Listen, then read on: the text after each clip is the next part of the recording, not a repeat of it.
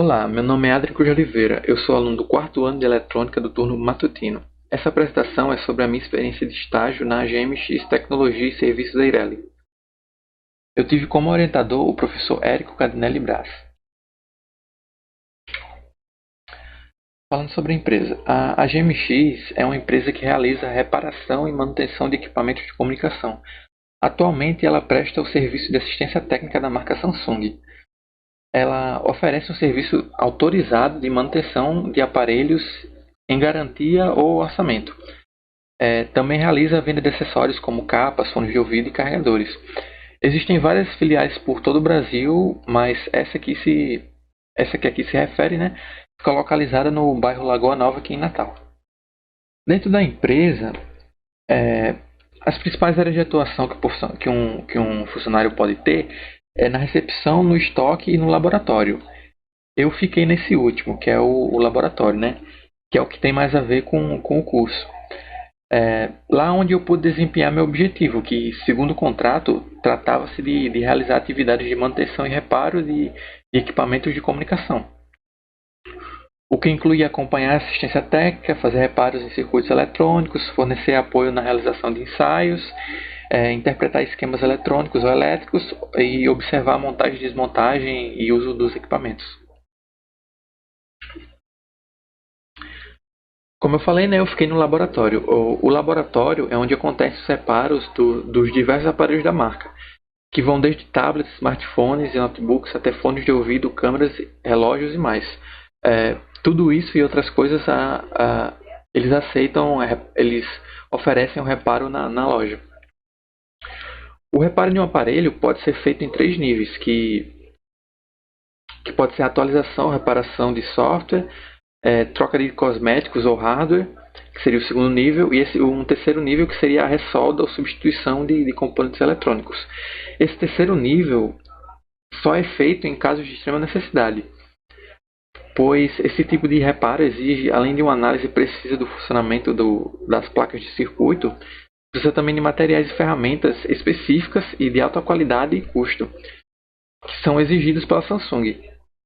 Como um reparo direto da placa de circuito dificilmente atenderia o padrão de qualidade, como seria uma placa fabricada industrialmente, quase sempre o processo de reparo envolvendo um aparelho, envolvendo um hardware danificado, vai se resumir a trocar o hardware danificado por um novo.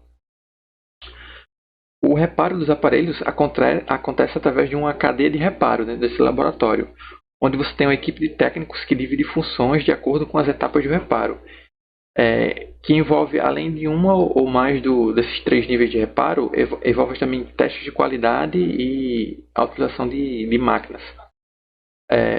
Máquinas e ferramentas que a gente chama de GIG. Também é importante citar que o laboratório é protegido contra estática e descargas elétricas. As bancadas são isoladas e aterradas e todos os jalecos e pulseiras antiestáticas, e é claro que tem extintor de incêndios e coisas assim.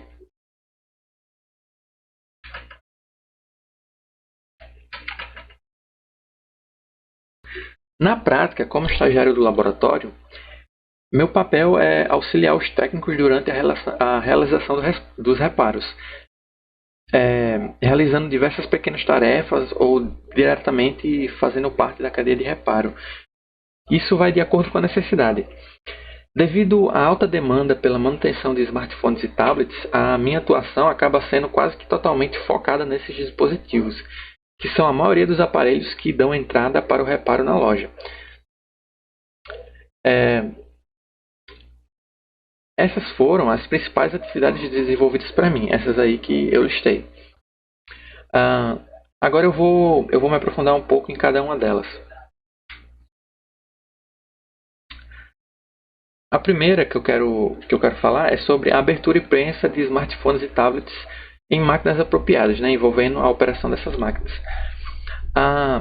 A primeira máquina que eu vou falar aqui é sobre a AOD, né, Automatic Octave Assembly, que seria o desacoplador automático de octa. Todas essas máquinas e equipamentos que a gente usa no laboratório, a gente chama de GIG. E a AOD é uma GIG que aquece o aparelho durante um tempo e logo em seguida remove lentamente o seu octa, né, que é a sua tela, ou o seu backglass, que é a tampa traseira. Essa jig é necessária porque grande parte dos tablets e smartphones não tem seus parafusos expostos, estando logo abaixo de uma tampa traseira ou uma tela que é colada por uma fita adesiva. A press, ou prensa, é simplesmente uma prensa, né? É utilizada para garantir a total aderência da fita adesiva da tampa ou da tela do aparelho. Porque o smartphone ou tablet, de acordo com o seu modelo, é colocado em um molde, que é chamado de pad, sob a prensa, que é rosqueada espremendo o dispositivo. Ela é necessária porque, nos casos em que a tampa ou a tela do aparelho não precisa ser trocado, eles devem ser reutilizados após sua remoção pela OAD, e então refixados com uma nova camada de fita adesiva após o reparo ser concluído. A hot plate é basicamente um forno com uma superfície de borracha, onde é possível esquentar os aparelhos de forma controlada. Aumentar a temperatura de um dispositivo pode ser útil em diversos casos, quando se está fazendo um reparo, porque você pode evidenciar defeitos que se revelam apenas quando o aparelho aquece.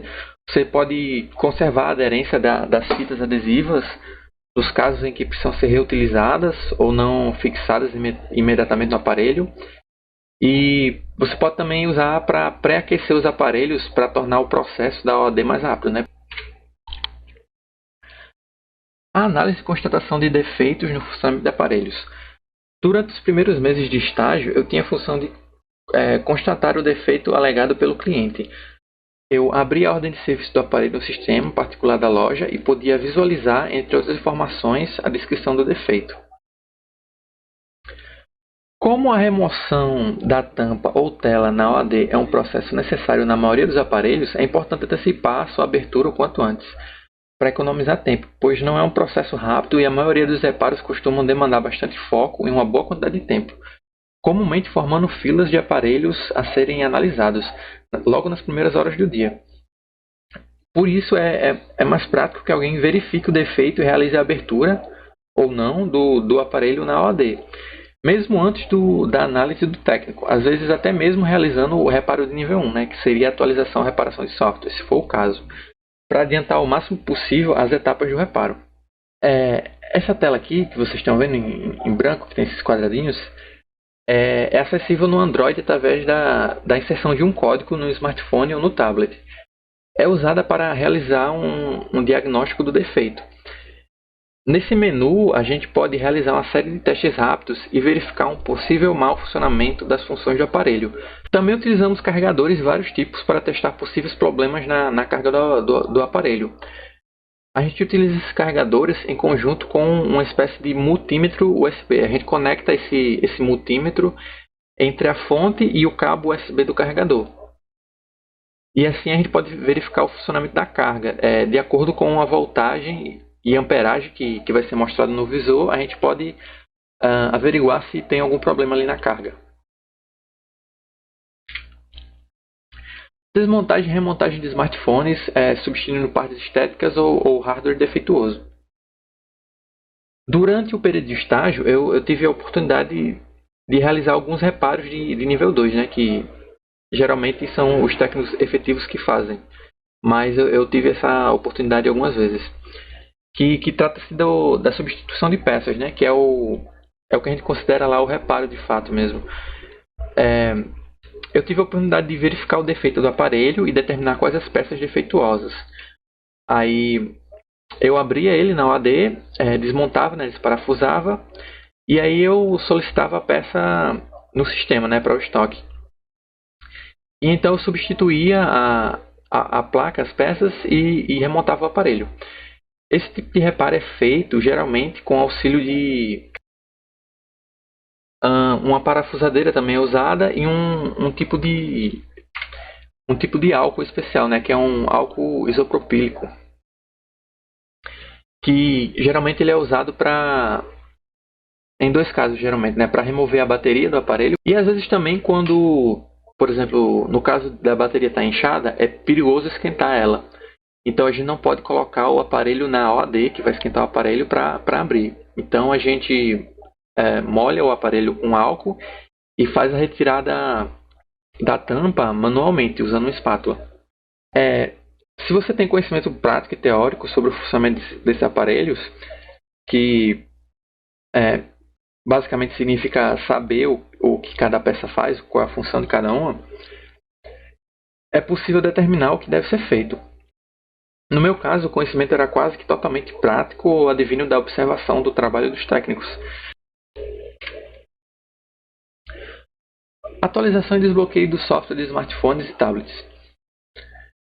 Com relação à parte de software dos aparelhos, que envolve o anteriormente citado o reparo de nível 1, duas atividades bastante comuns são a atualização ou reparação do software dos aparelhos e o desbloqueio, também via software. Esses processos acontecem através de programas para computador disponibilizados pela Samsung e que só podem ser utilizados por entes autorizados. Para problemas de software, geralmente tratando-se de um sistema corrompido ou mal otimizado, os aparelhos são formatados e reiniciados com a versão mais atual do sistema operacional Android, que é inserido através de um programa chamado Fenrir. Também é preciso desbloquear o acesso ao aparelho após sua formatação para a realização de testes, porque depois que o aparelho é formatado, o sistema operacional, geralmente, quando o usuário havia colocado uma senha, o sistema impõe uma restrição na inicialização relacionada à conta Google do usuário. Por isso, a gente também utiliza um programa adequado e certificado para remover essa barreira, que no caso é o programa Galaxy Must. O teste de qualidade do reparo finalizado nos aparelhos. Mais recentemente, eu assumi uma posição mais concreta dentro da cadeia de reparo. Eu passei a ter como função principal a realização de testes após as últimas etapas. Com o apoio de um programa de computador, eu realizo procedimentos manuais para confirmar o funcionamento de todas as funções do aparelho. Esse programa, chamado Galaxy Diagnostics, está diretamente conectado ao sistema que monitora os reparos e anexa os resultados à OS, assim que o processo é finalizado. Eu utilizo uma função dele chamada que é o OQC, que é essa série de testes que ele vai mandando para o dispositivo. E todo o processo de reparo, que tem início com a entrada do aparelho na recepção, é registrado em uma OS, Ordem de Serviço, que eu já devo ter citado algumas vezes. Essa OS é registrada em um portal chamado GSPN, e que essa OS deve ser atualizada constantemente e ela deve conter diversas informações sobre o aparelho. Depois disso, o aparelho vai para uma próxima etapa, que eu não tive muito contato, onde a OS é finalizada e registram o término do reparo.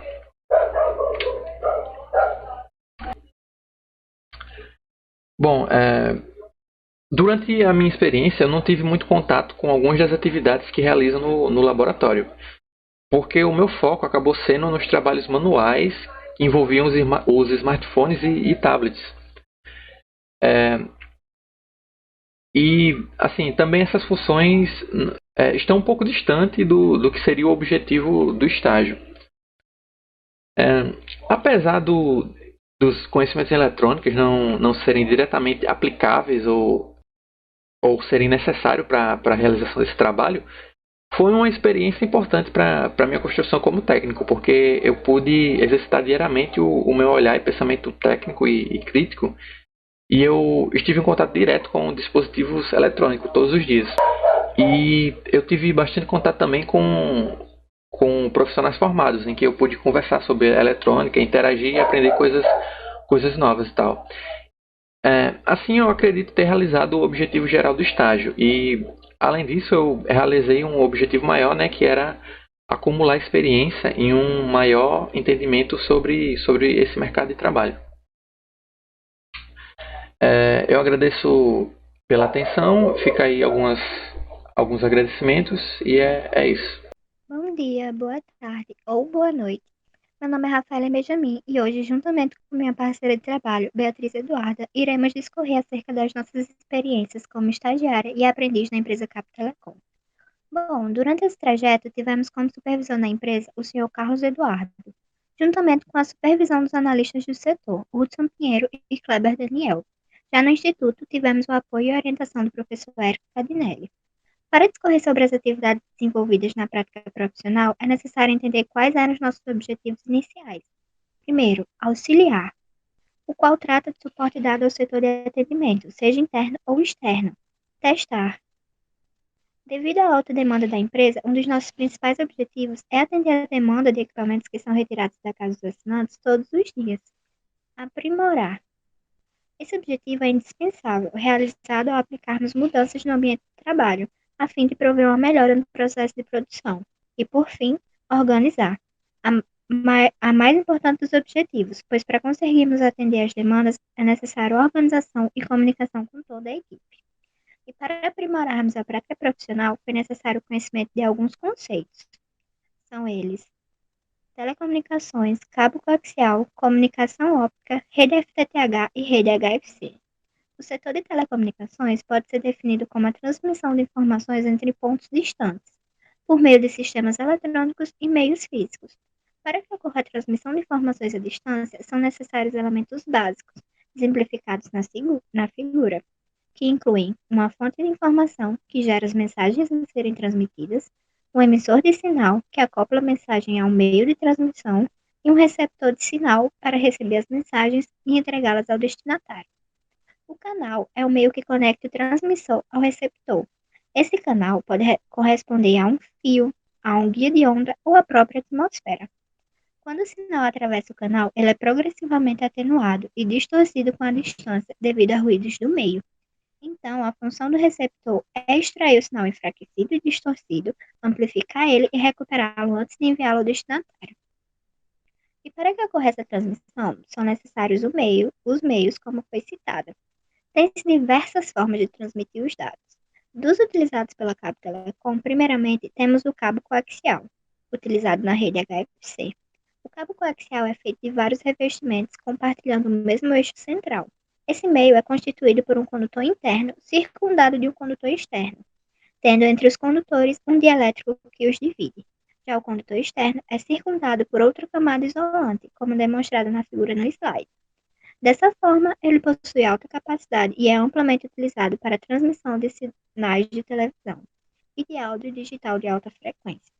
A Cabo Telecom também trabalha com comunicação por fibra ótica, que vem sendo uma grande inovação no setor de telecomunicações.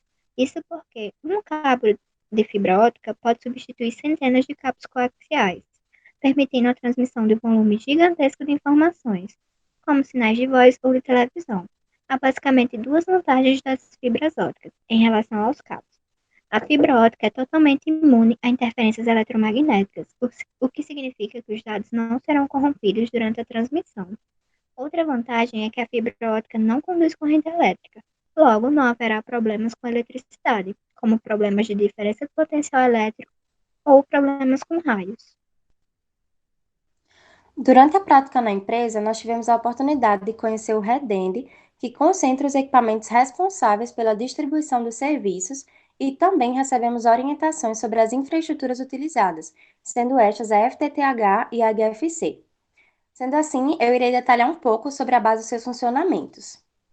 Bom, a rede FTTH possui esse nome baseado na expressão em inglês Fiber to the Room, que diz respeito a uma rede de fibra até o lar baseada em um tipo de interligação passiva entre o provedor e o cliente, utilizando totalmente a fibra ótica como meio de propagação de dados. A sua arquitetura de distribuição tem início no Redende, onde encontra-se o gabinete interno central e nele ficam alocadas as OLTs e os cabos-troncos de chegada dos sinais. Posteriormente, ocorre o envio dos sinais ópticos para as OLTs, que são os terminais da rede responsáveis por direcionar o sinal às caixas de emendas ópticas externas. Ao chegar nas emendas, esse sinal passa por splitters responsáveis por fazer a derivação até os taps que ficam situados nos postes das ruas. Na imagem esquemática, é possível observar a distribuição até o TAP nos postes, que garantem a conexão aos assinantes por meio de um cabo óptico do tipo DROP, que interliga o terminal de acesso às ONTs instaladas nas residências. Sobre a rede HFC, ela recebe essa sigla baseada na expressão em inglês Hybrid Fiber Coax, ou seja, ela diz respeito a uma estrutura híbrida para o fornecimento de serviços de TV e de internet, utilizando tanto a fibra ótica quanto o cabo coaxial. Essa estrutura teve a sua origem com a intenção de aprimorar a qualidade do sinal fornecido nas redes KTV, tendo em vista que essas apresentavam elevadas perdas de potência nos cabos e distorções causadas por ruídos originados pelo cascateamento dos amplificadores de radiofrequência. Sendo assim, o enlace HFC é formado pelo redende por uma rede tronco de fibra, uma rede por cabo coaxial e uma estrutura para o serviço residencial. A imagem no slide ela demonstra como está dividida essa arquitetura. Sendo assim, o trajeto se inicia na rede de fibra, com a condução dos sinais ópticos do redende até os nós receptores de fibra, que convertem os sinais à sua forma elétrica. Esses receptores ficam alocados em ambientes externos. E logo em seguida, os sinais são enviados para os amplificadores distribuídos na rede de cabos coaxiais. E posteriormente, eles chegam até os TAPs, que permitem a distribuição do sinal da rede. Sendo assim, por meio das redes de cabo de serviço ou drop, o sinal é carregado desde o TAP até os modems alocados nas residências dos assinantes. É muito importante mencionar que, durante a nossa prática profissional, a maior parte das atividades internas foram realizadas no setor de atendimento técnico, em que lá nós prestamos auxílio aos técnicos que trabalham em campo e também desempenhamos atividades práticas que serão detalhadas posteriormente. Além da nossa atuação no setor principal, também prestamos um suporte de comunicação técnica aos atendimentos externos domiciliares, no setor de controle de operações, que é chamado de COP técnico. A gente atuou nesse setor no início das nossas atividades e nós recebemos um treinamento básico para a realização de trâmites no sistema da empresa. E ainda eu, Beatriz, cheguei a dar uma assistência por um curto período no setor de atendimento aos assinantes, o chamado showroom, para auxiliar na análise de possíveis equipamentos danificados e assistir os clientes sobre seu devido uso.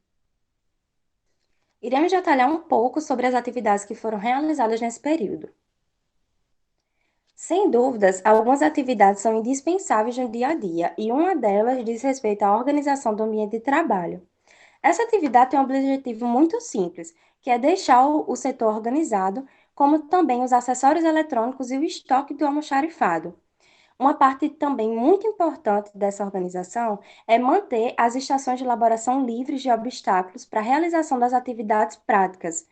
E também é realizado no setor diariamente a sinalização dos equipamentos testados, para garantir um panorama geral das atividades que são realizadas pela equipe de estagiários aos demais servidores.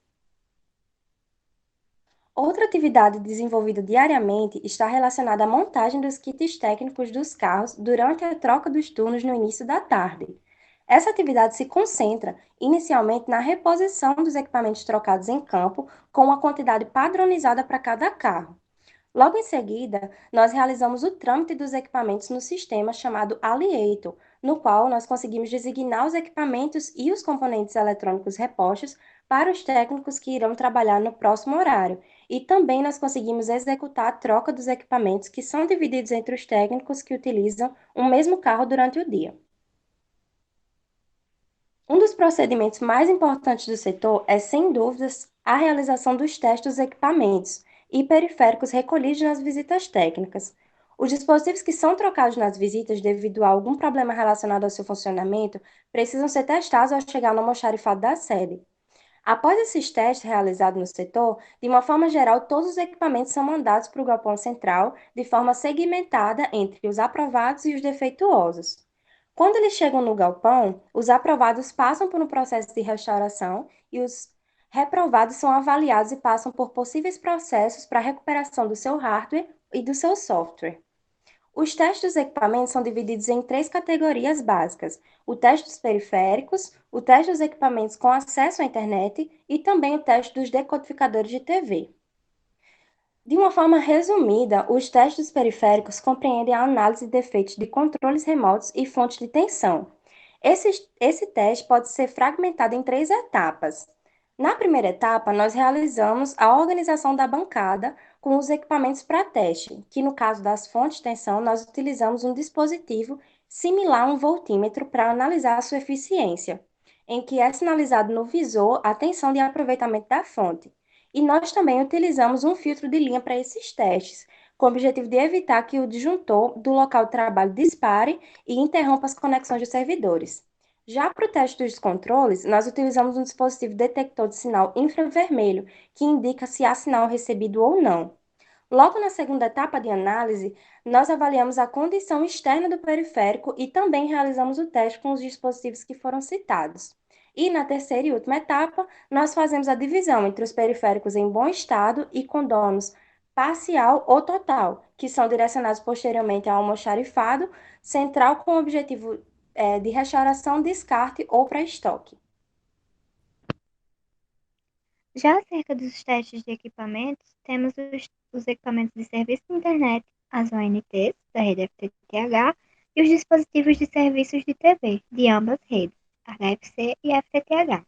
Para testar as ONTs, é necessário fazer o provisionamento dessas para que elas, ao serem conectadas à fibra óptica, estabeleçam conexão com a rede da empresa. Para descrever o funcionamento dos testes, separamos também em etapas, tendo como primeira parte, em ambos os testes, TV e internet, toda a análise estética e externa dos equipamentos, como pintura, arranhões, estado da carcaça e se o equipamento liga ou não. Após essa visualização, realizamos a padronização, como medir e limpar o conector de fibra óptica, assim como a entrada receptora da ONT. Após essa fase, quando as ONTs estão online, também há defeitos mais visuais, como a ONT que não sincroniza, ou seja, não estabelece um contato com a rede interna da Cabo Telecom. Caso isso não ocorra, são feitos os testes de ping e velocidade nas 4 portas ETH, além do Wi-Fi, o qual é padronizado com nome de rede e senha para facilitar os testes. Em alguns casos, o equipamento não libera acesso para a interface. Entretanto, todos os outros processos são feitos normalmente, e esse quesito é pontuado com a etiqueta no dispositivo. Para finalizar, alguns defeitos são pontuados somente nessa última etapa, como intermitência, que ocorre quando a NT fica perdendo dados, e baixa velocidade, tanto no Wi-Fi quanto na conexão à internet. Já para os testes de equipamento para TV, temos a mesma análise inicial, verificando defeitos externos, pintura e se o equipamento está queimado em curto. Após isso, conectamos os cabos de sinal. E vale ressaltar que o set-top box funciona com a rede HFC e os aminos funcionam com a rede FTTH. No entanto, ambos os testes são extremamente similares. Finalizada essa primeira análise, conectamos os equipamentos ao transmissor de sinal, o cabo coaxial para o set-top box e o cabo de rede vindo da ONT para os aminos. Logo depois, aplicamos o reset de fábrica para padronizar os dispositivos e realizamos a atualização, se necessário. Na rede HFC, utilizamos um arquivo com pendrive externo. Já na rede FTTH, é utilizado um link que o redireciona para atualização. Feitos esses procedimentos, o teste se baseia em verificar se o equipamento disponibiliza som e áudio nos canais. A grande parte dos defeitos se concentra na falha em gerar imagens, e no caso da rede HFC, em reconhecer o Smart Card, responsável por liberar os canais. Mas, além disso, encontramos dispositivos com digitalização de imagem ou ruídos no áudio. E para finalizar as atividades práticas realizadas por nós, temos o atendimento em campo, que consistia em acompanhar visitas técnicas aos clientes. No atendimento em campo, há padrões já predefinidos. O primeiro a se fazer ao chegar na casa do assinante é verificar o estado dos equipamentos e os planos que o assinante possui. Assim como nos testes, alguns problemas são mais visíveis, como cabos invertidos, equipamento ou fonte em curto, pé de corda danificado. Sendo assim, a resolução é mais imediata. Mas caso esteja aparentemente tudo normal, é necessário verificar o sinal que está chegando nos equipamentos, se é um sinal de qualidade ou não. Se o sinal estiver bom, provavelmente o dispositivo será trocado e encaminhado para os testes. Caso o sinal esteja ruim, é preciso subir ao poste para verificar novamente o sinal, ou verificar o shaft no caso de prédios. Se o sinal na rede estiver oscilando ou em extremos, a ordem é passada para o setor de redes, pois a partir daí o técnico de atendimento não poderá agir mais. Já se o sinal estiver normal, o técnico irá verificar se há algum empecilho do poste até a casa do cliente. O atendimento em campo auxiliou bastante no entendimento sobre as redes HFC e FTTH, além dos termos utilizados. No entanto, com o início da pandemia Covid-19, a empresa Cap Telecom optou por manter os estagiários em um trabalho majoritariamente interno, a fim de evitar contato com os clientes. Bom, é de sentimento comum das duas autoras que a prática profissional atua como um fator imprescindível para o desenvolvimento das nossas aptidões técnicas e práticas, além de ter contribuído para o desenvolvimento das nossas habilidades e competências profissionais, acadêmicas e interpessoais. Certamente, essa experiência deu origem a uma nova perspectiva para a visualização de problemas técnicos e nos garantiu uma experiência de inserção no mercado de trabalho, colaborando para o exercício do domínio de horários, controle financeiro e aprimoramento da comunicação e relações desenvolvidas no âmbito profissional. Todos esses fatores são um resultado da união entre as teorias desenvolvidas no IFRN e as práticas na empresa Cap Telecom. Hoje, nós partilhamos também o sentimento de missão cumprida, por desenvolver essas atividades em uma área preponderantemente masculina e especialmente em um setor composto por mais de 50 homens e apenas nós, Beatriz e Rafaela, de mulheres. Nessa foto vocês conseguem notar a discrepância. Bom, sem sombra de dúvidas, a atuação técnica feminina ainda carrega intensos desafios, embora também seja uma forma de desmistificar a resistência do público masculino no que se refere à capacidade das técnicas de realizar atividades laborais de forma eficiente. Sendo assim, para finalizar essa apresentação, nós reforçamos que todas as contribuições por parte dos servidores do IFRN Campus Natal Zona Norte, somada à parceria com a empresa em Foco e a equipe de trabalho, viabilizou a obtenção de conhecimentos para além dos ministrados em sala de aula. E deixamos aqui, por fim, o nosso sentimento de gratidão pela atenção e pela oportunidade nos dada. Olá, sejam bem-vindos. Meu nome é Matheus Andrade dos Santos e hoje irei apresentar a prática profissional que realizei na empresa VIPTEC Comércios e Serviços de Elevadores. Isso sob a supervisão do professor Ailton Torres Câmara. Bom, a princípio, é importante esclarecer esses dois principais termos, prática profissional e estágio. A prática profissional é uma componente curricular do ensino médio integrado do IFRN. Ela se constitui em uma atividade articuladora entre o ensino, a pesquisa e a extensão. E por ser uma componente curricular, ela é indispensável para a obtenção do diploma, que no meu caso é o técnico em eletrônica. E existem duas formas de finalizar a prática profissional. Uma delas é por meio de um projeto de conclusão de curso e a outra é por meio do estágio. O estágio ele é concebido como uma prática educativa que mantém uma correspondência dos conhecimentos teórico-práticos adquiridos pelo estudante ao decorrer do curso. Isso com uma carga horária mínima estabelecida para a habilitação profissional. Vale salientar que o estágio deve ser supervisionado, pois é importante que as atividades exercidas pelo estudante estejam de acordo com o planejamento curricular do curso. Bom, e a empresa que foi realizada o estágio foi a VIPTEC Elevadores. Ela atua na região metropolitana de Natal desde 2006. Ela possui atualmente mais de 30 funcionários que vão de diversas áreas, desde o RH, setor administrativo, financeiro, até os técnicos em campo. Esses técnicos realizam manutenção e assistência técnica de elevadores, plataformas de cargas, para deficientes e escadas rolantes, apesar de possuir poucos contratos na empresa. E também realizam assistência técnica 24 horas, por meio de plantões. É por meio dessas assistências e manutenções que chegam placas defeituosas no laboratório onde foram realizadas as atividades descritas neste vídeo. E o laboratório é muito bem equipado. Ele possui uma fonte de bancada, um osciloscópio, estação de solda, estação de retrabalho e diversos multímetros para auxiliarem no reparo das placas. Há também uma estante que ficam os equipamentos que vieram da manutenção dos elevadores. É utilizado uma ferramenta digital para o controle de entrada e saída dos equipamentos no laboratório. Essa ferramenta é o Trello, e lá fica digitalizado tudo que foi modificado nas placas, por quem e quando foi modificado. É também utilizado um sistema de OS física para o controle de entrada e saída de elevadores, pois eles são bem mais rigorosos do que as placas eletrônicas. Nesse sistema de OS, é necessário colocar o serviço executado, o material aplicado e dizer quem reparou e a data do reparo, né? E nos slides seguintes serão descritos os indicadores de posição digitais, aí botoeiras, né? Placas diversas, confecção de PCB e equipamentos, ventiladores e gravação de memórias EPROM. E esses indicadores de posição digitais são placas eletrônicas que possuem algum tipo de display ou LEDs. Eles possuem a função de interface homem-máquina e servem para dar um feedback ao usuário em qual pavimento o elevador está localizado. Os IPDs geralmente estão localizados no interior da cabine ou em pavimentos. E seu reparo constituía-se basicamente em troca dos displays queimados ou LEDs queimados e reparo de trilhas, pois esses IPDs ficam muito expostos ao ar e geralmente os prédios localizados em Natal ficam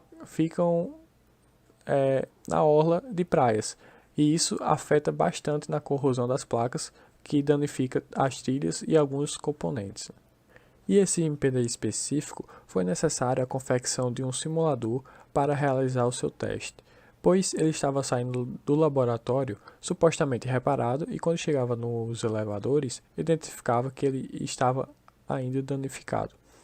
Então, esse simulador consiste basicamente em mandar 32 bits, 32 sinais de clock para o IPD com 32 bits. Então, a cada clock manda um bit para o IPD. São 32 bits porque são dois displays alfanuméricos, que consistem de 16 bits cada um, e nessa placa possui registradores de deslocamento que realizam essa função de acionar os LEDs do display. As botoeiras são sensores mecânicos, pois possuem chaves mecânicas, os botões.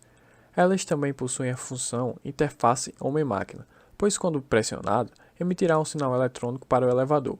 Este irá controlar tanto o ventilador como o alarme ou o elevador em si, pois quando pressionado, irá designar o andar que o elevador deve se encaminhar.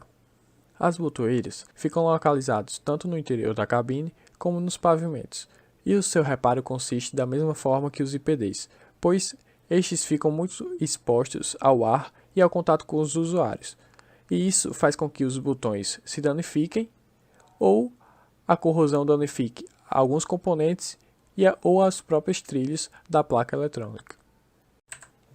A placa detectora de fase, comumente chamada de NPR, é uma das diversas placas de proteção do elevador.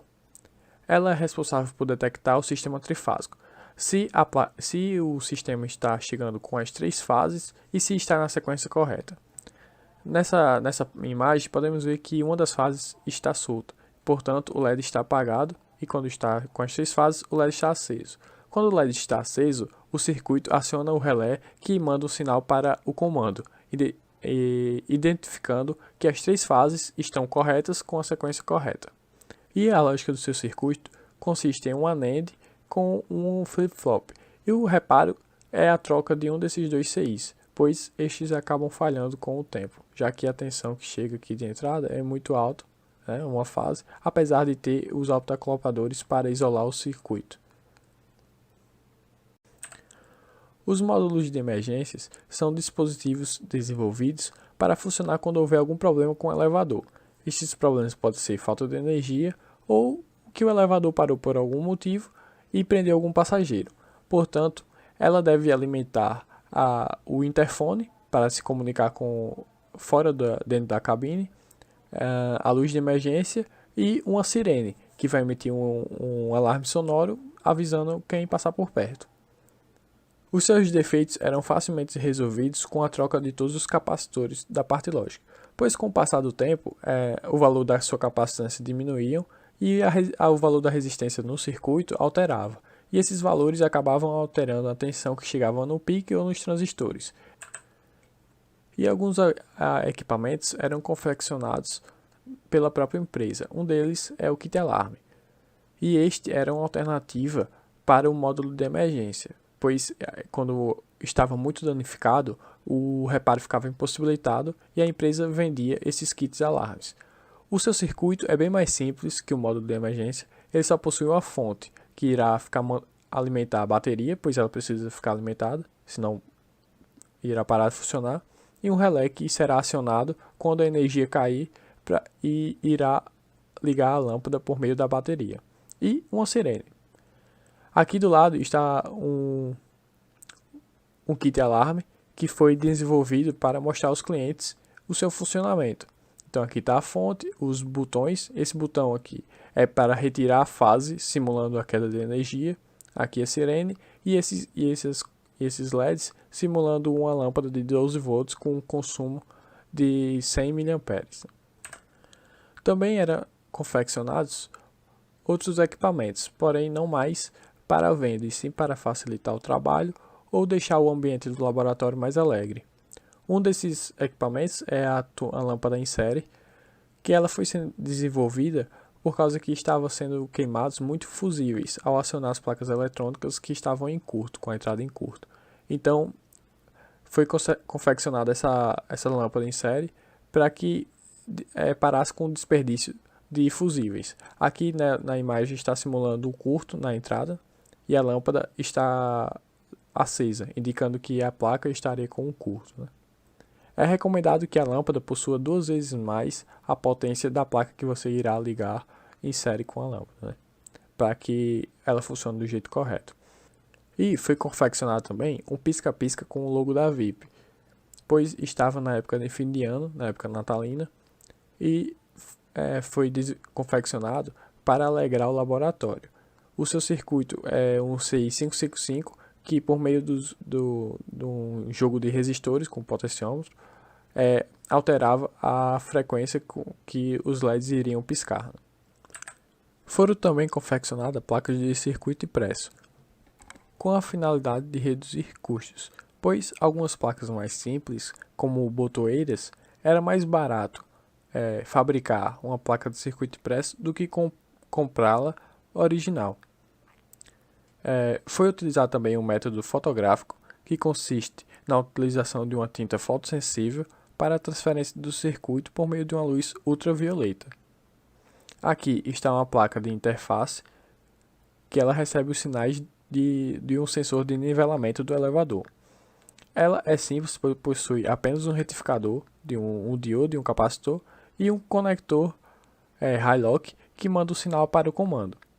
Então ela é bem mais simples fabricá-la do que comprá-la original. Também desenvolvemos placas para facilitar o nosso trabalho. Esse aqui é um layout de um simulador de IPD, que nem aquele do início. Esse aqui, porém, tem a possibilidade de simular 2 IPDs, e você escolhe eles por meio do botão. Então, ao apertar o botão, mandará um sinal para o Arduino, e o Arduino irá identificar qual IPD deverá ser simulado.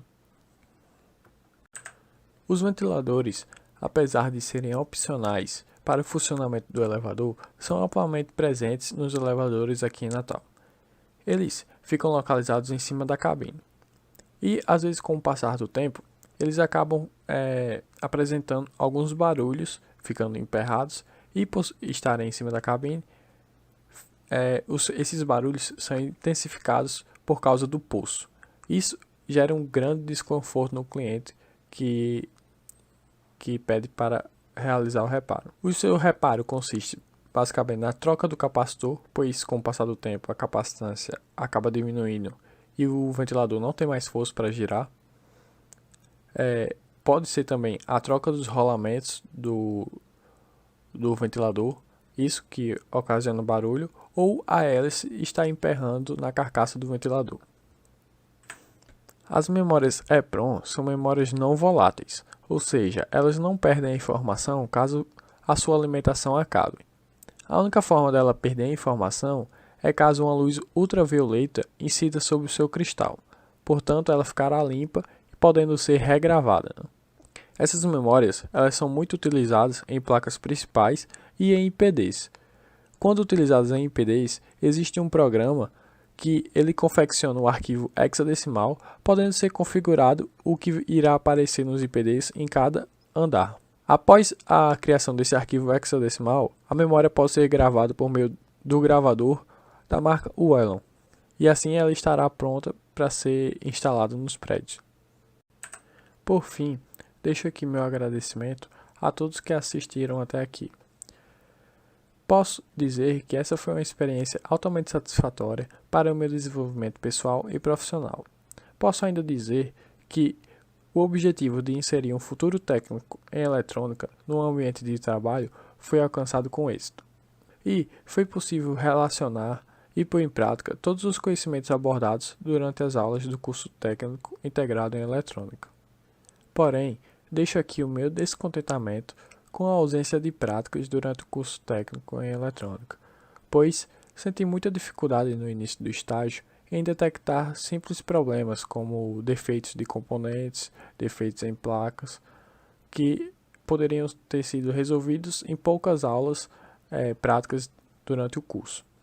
Deixo aqui também o meu e-mail, caso tenha surgido alguma dúvida, e muito obrigado novamente.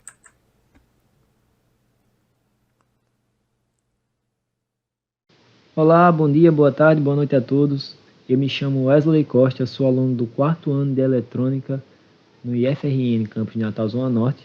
O objetivo dessa apresentação é descrever a experiência profissional obtida no período de 14 meses na empresa Roland, tendo como professor orientador Érico Candinelli e o coordenador do curso, Daniel Guerra.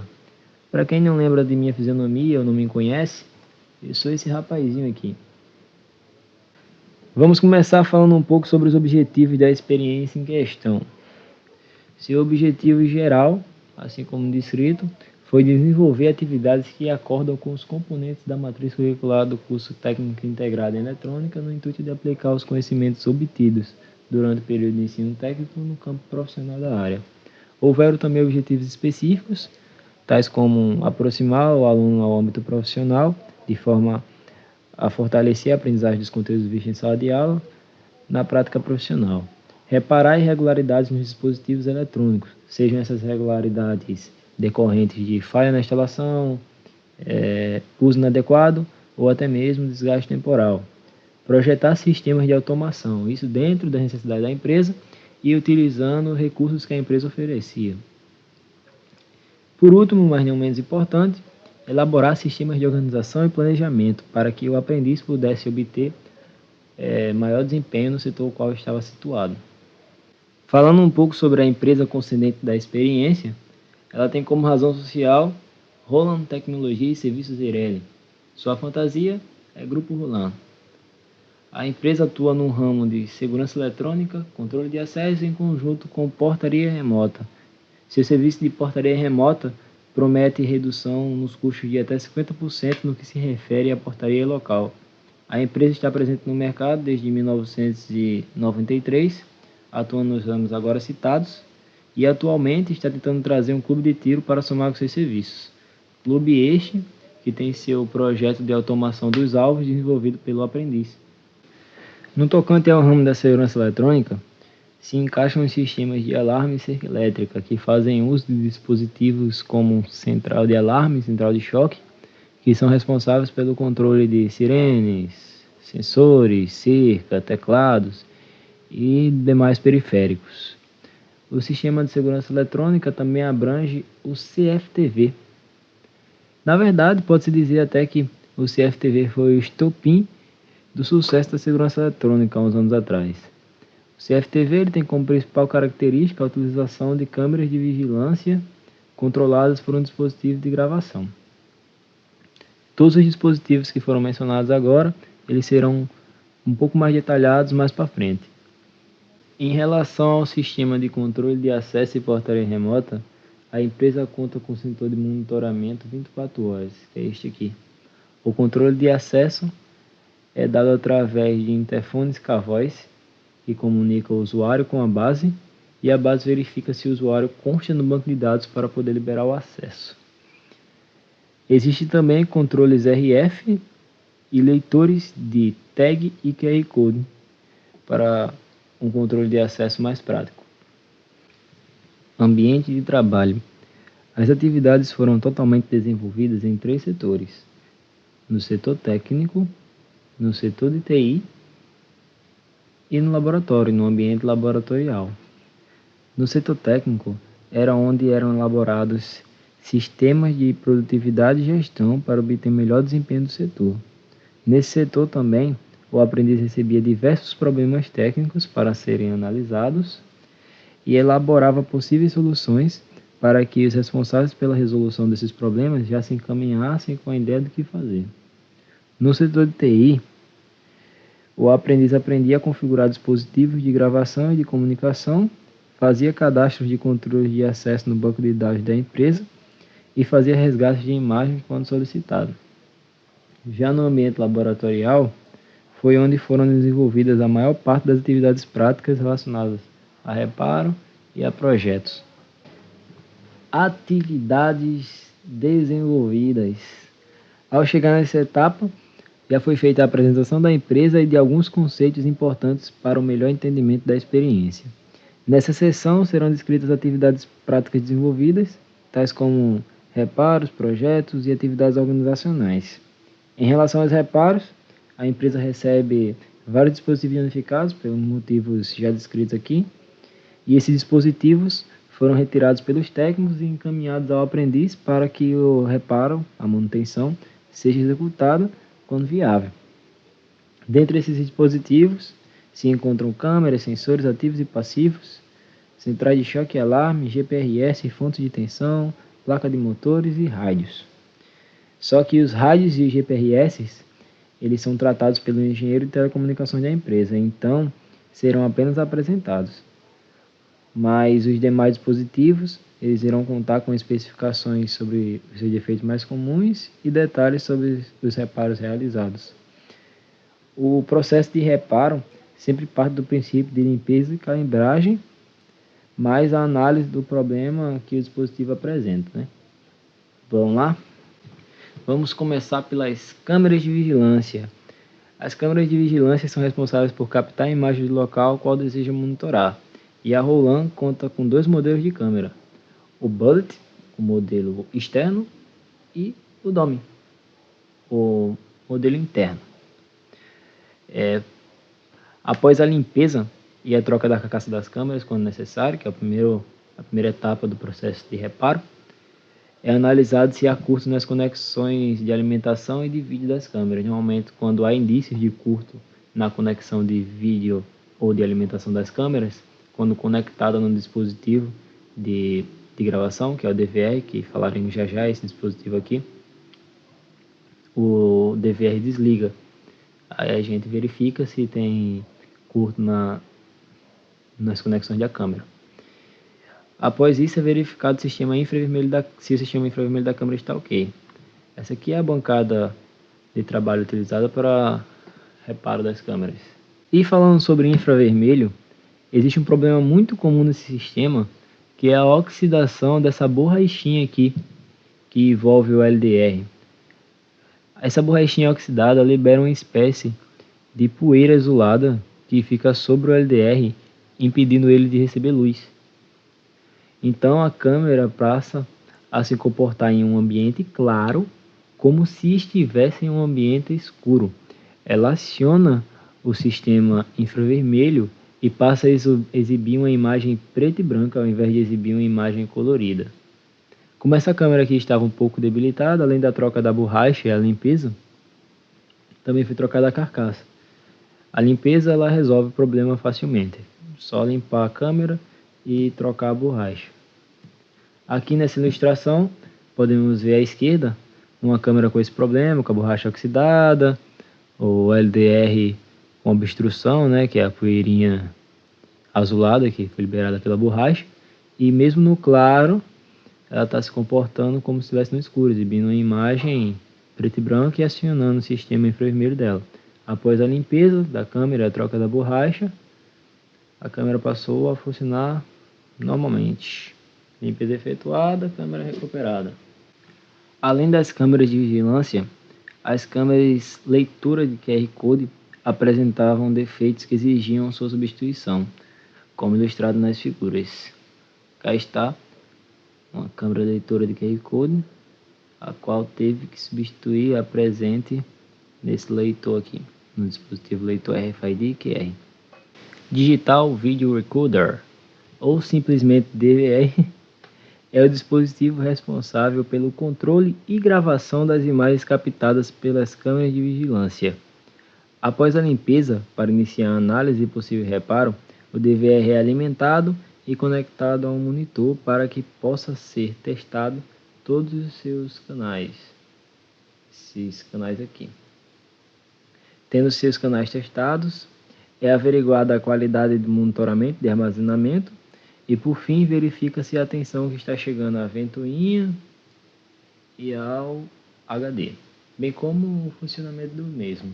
Isso aqui é uma imagem da parte interior de um DVR. Falando sobre sensores, o sensor infravermelho, este aqui, ele detecta a presença de pessoas através de calor corporal. Quando esses sensores chegam com defeito, a etapa inicial é a limpeza e a calibragem deles. A calibragem é dada através do trim-pot ou de jumpers na sua PCI.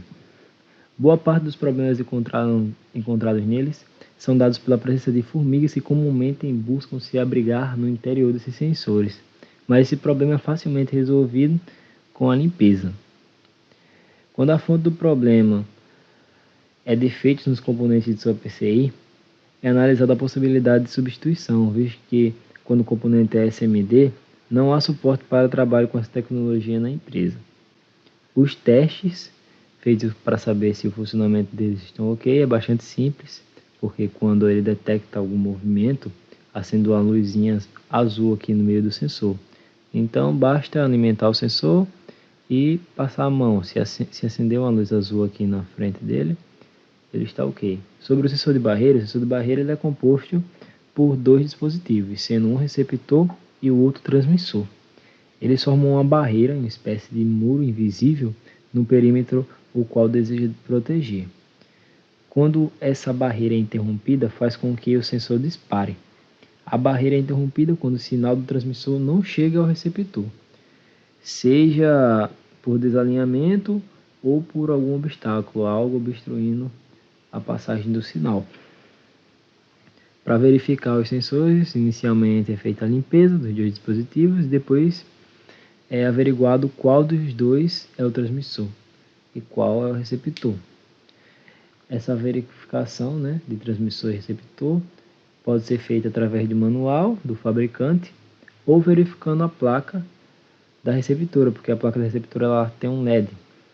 Para testar esses sensores, você alinha o transmissor com o receptor e verifica o LED da placa receptora. Quando os dois estão alinhados, o LED se mantém com brilho constante. Quando estão desalinhados, o LED mantém o brilho oscilando. Se o comportamento for esse, o sensor está ok. Caso contrário, é verificado o circuito desse sensor e, dependendo do suporte oferecido pela empresa, é possível fazer o reparo ou não. As centrais de alarmes são os dispositivos responsáveis por controlar os sensores, controles, sirenes, rádios, GPRS, os dispositivos quais têm a função de monitorar, comunicar, detectar e alertar o usuário em caso de alguma situação incomum. Antes de testar a central, é feita a limpeza e a análise de seus circuitos para verificar se tem anomalia em suas trilhas ou nos componentes. Tendo essa etapa concluída, a central é alimentada a 220 ou 110 volts. Essa tensão passará por um transformador e um circuito de retificação e proteção que disponibilizará para a placa principal da central 15 volts. É feito o teste no teclado, sirene, sensores e teste de comunicação consistindo no monitoramento da empresa. Se tudo estiver funcionando, a central é etiquetada como OK. As centrais têm zonas, assim como os DVRs têm canais. Se a central tiver a característica de zona dupla, é possível conectar dois sensores em cada zona. A central reconhecerá os sensores com auxílio de resistores de referência, comumente usados valores de 2.200 ohms e 3.000 ohms, respectivamente classificados de zona baixa e zona alta. Cada central apresenta defeitos, a causa é averiguada e analisada se realmente é vantajoso resolver. Na ilustração à direita, é possível observar um defeito comum, que é o capacitor estufado, que é reparado rapidamente com a substituição. A central de choque é responsável por controlar a cerca elétrica através de pulso. Quando esse pulso é interrompido, o sinal é mandado para a base de monitoramento e para a sirene que alertará o usuário de uma situação incomum. Os problemas que normalmente as centrais que retornavam para a base apresentavam eram relacionados à oxidação nas ilhas e nas trilhas e a capacitores estufados. Nesses casos, a limpeza adequada e a troca dos componentes danificados resolvia o problema. Os testes eram realizados inicialmente com a conexão da central na cerca elétrica. Logo após isso, era observado se o LED pulso e o LED ligado estavam acionados. Quando ok, era necessário tirar a central de stand-by. Para tirar a central de stand-by, era conectado um jumper entre o borne ligar da central, que se encontra por aqui, e a alimentação da central, como está representado aqui na ilustração, esse fiozinho azul.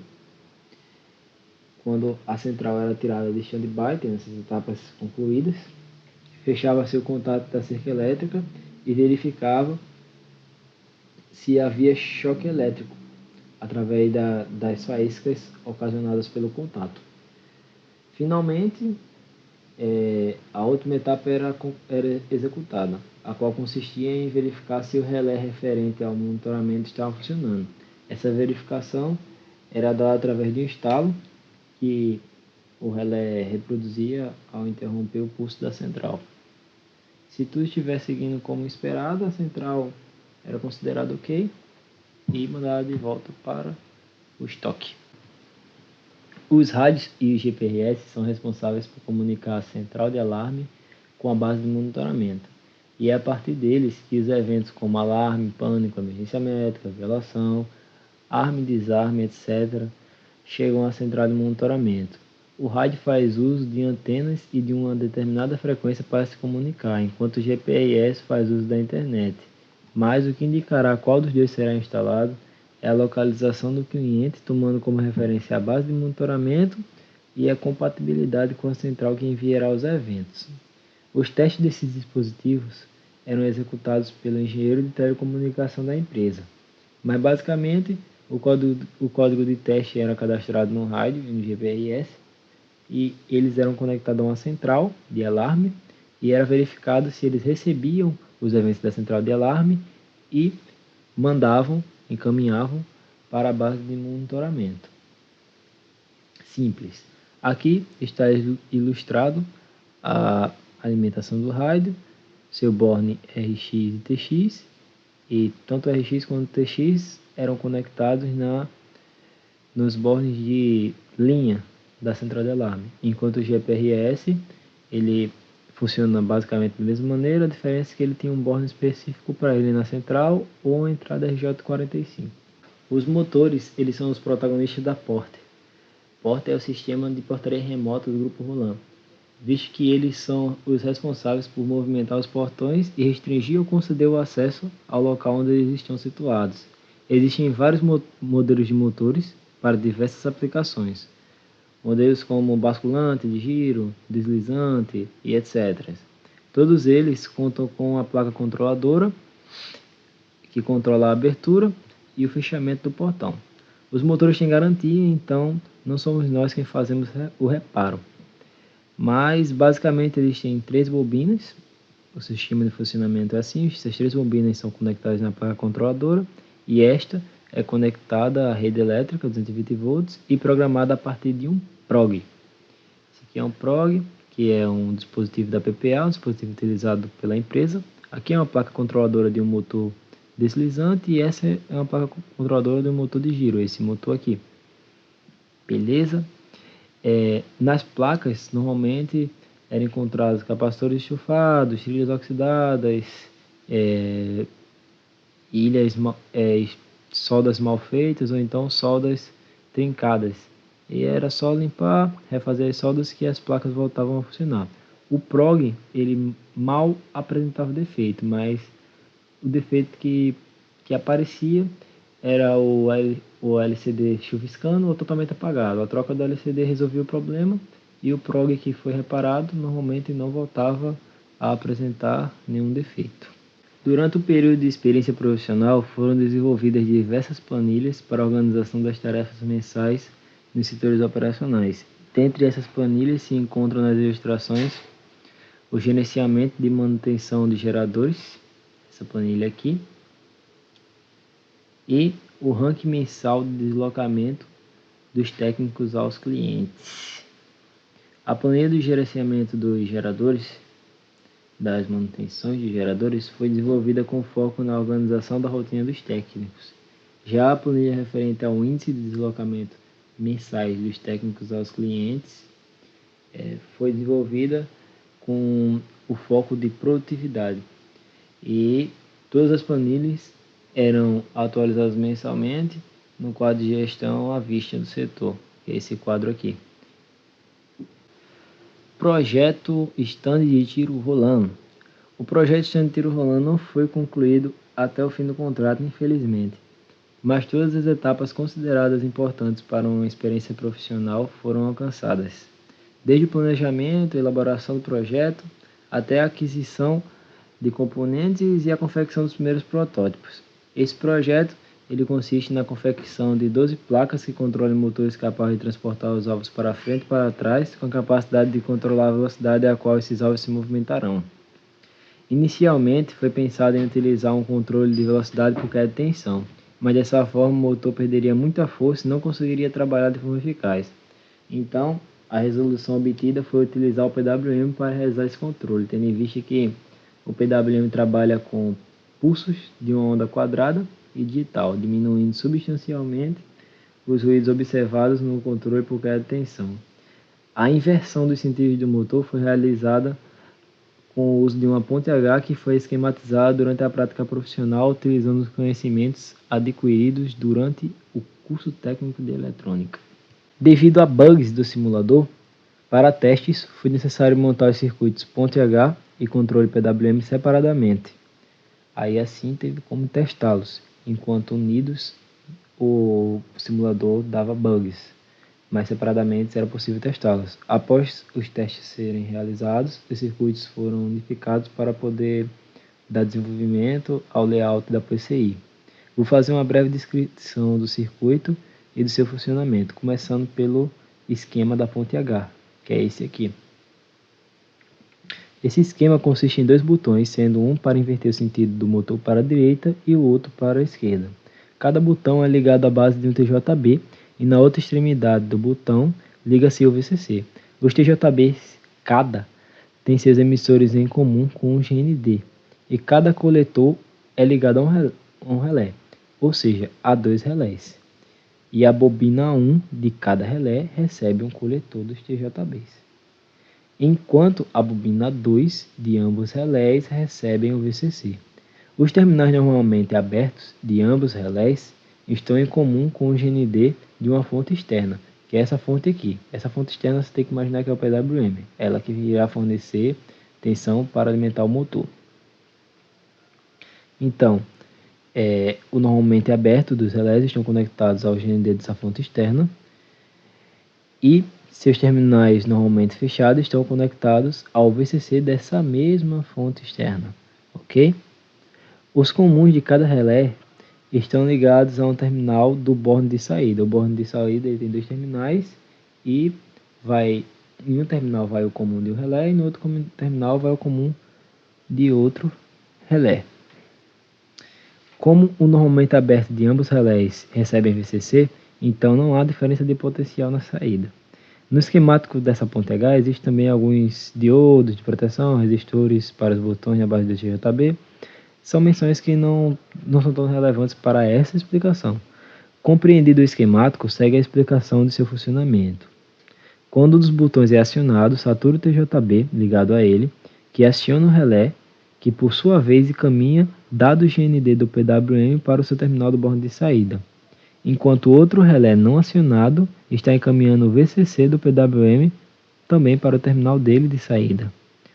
Dessa forma, é compreensível uma diferença de potencial no borne, já que um relé encaminha o sinal positivo do PWM, enquanto o outro relé encaminha o sinal do GND.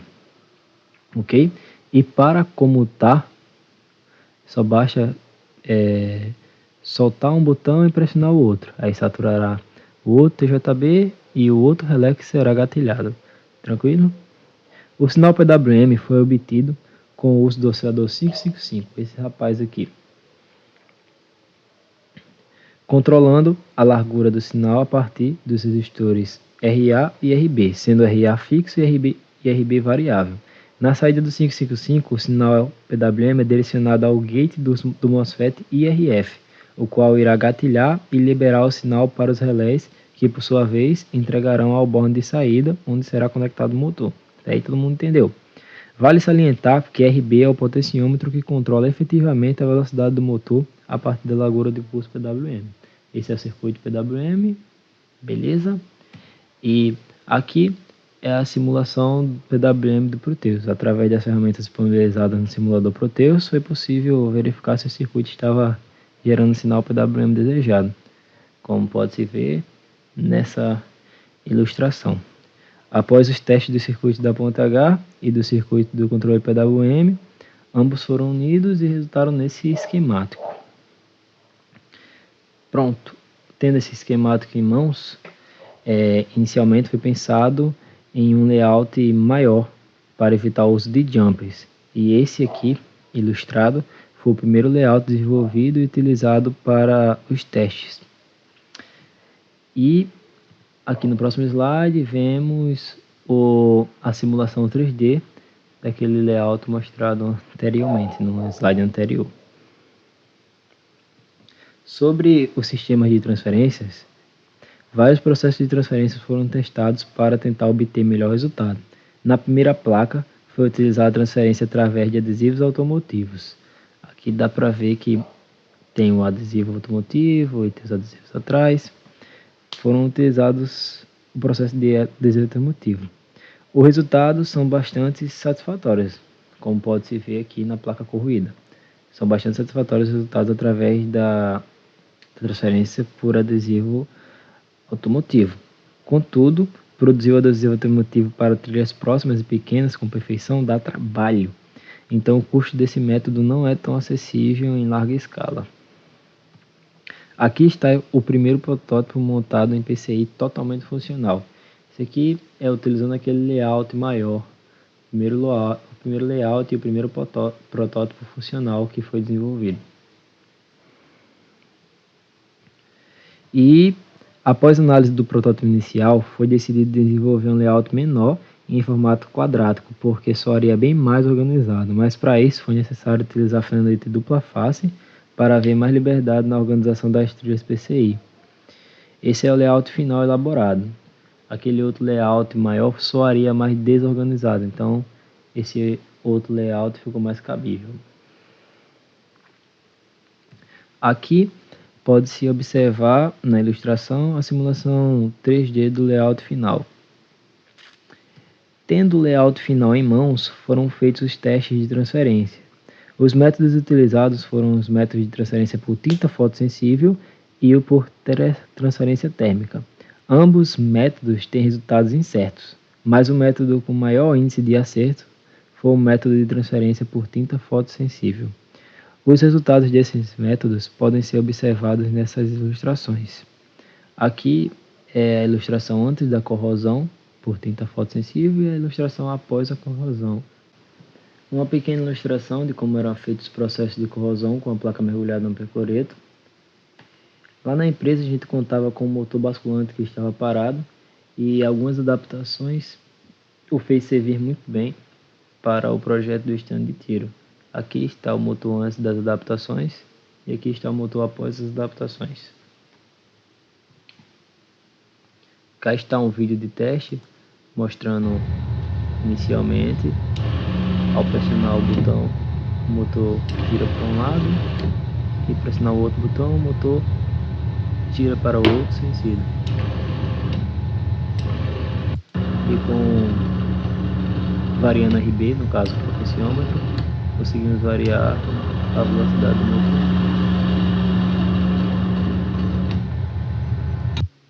Para os projetos em desenvolvimento, foi necessário fazer uma pesquisa de valor e disponibilidade dos componentes necessários. Após ter a pesquisa realizada, foi gerada uma planilha e a mesma foi enviada para o diretor da empresa analisar e liberar a aquisição dos componentes. Aqui está ilustrado o recibo das compras. Em relação às considerações finais, diante das atividades descritas até então e do decorrer do processo de prática profissional no Grupo Holland, compreende-se que a experiência foi vivenciada de forma bastante positiva, tendo em vista o aproveitamento amplo e eficaz acerca do aprendizado dos conteúdos abordados nas disciplinas que compõem a matéria do curso técnico integrado em eletrônica, até porque foi possível aplicar meus conhecimentos em resolução de problemas e ultrapassagem de desafios encontrados nesse percurso. Minha apresentação vai ficando por aqui, galera. Caso haja alguma dúvida ou questionamento acerca do que foi apresentado, não se incomodem em entrar em contato, que abaixo está meus meios de comunicação. Muito obrigado por me acompanhar até aqui. Enfim.